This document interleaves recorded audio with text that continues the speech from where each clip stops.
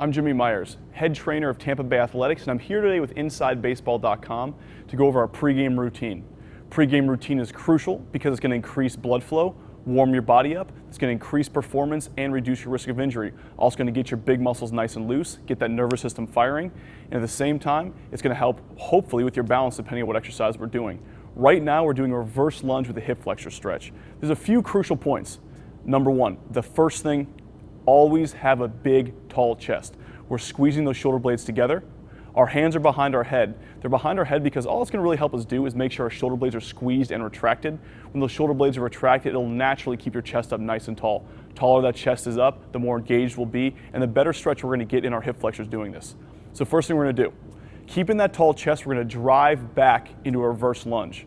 Make sure that back toe is in the ground. You're in the ball of your foot, heels off the ground. Front foot is planted directly into the ground. Really make sure that front foot is planted. We don't want to be on the ball of our foot in that front foot. It's flat and stable on the ground.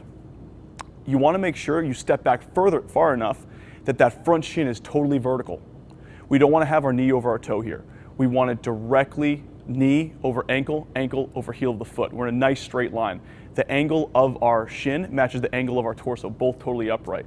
When you get to this position, I want you then to have your back knee about an inch off the ground. When that back knee is about an inch off the ground, you're really going to start feeling a deep stretch in that right quad or right hip flexor if you're stepping back with the right leg. Once you get there, keeping that chest nice and tall, drive your hips forward. By driving your hips forward, that's where that deep hip flexor stretch is going to come in.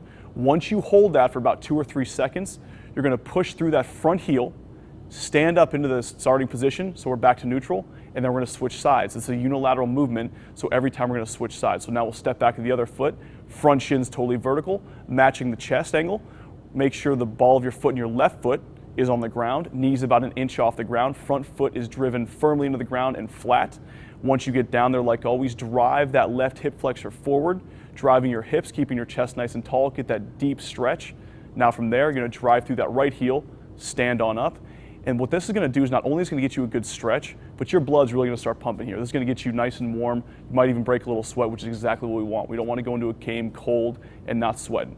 Get that little sweat in. Should be perfect. Give me about anywhere between 8 to 10 reps per side, depending on how you're feeling. I would personally go with 10, but if you feel like this is tiring you out, not just getting you warm, maybe decrease it a little bit. But I would try for at least 10 reps. It's going to get you nice and warm, get a great stretch for you. It's an excellent thing to do. Once again, this is the reverse lunge to a hip flexor stretch.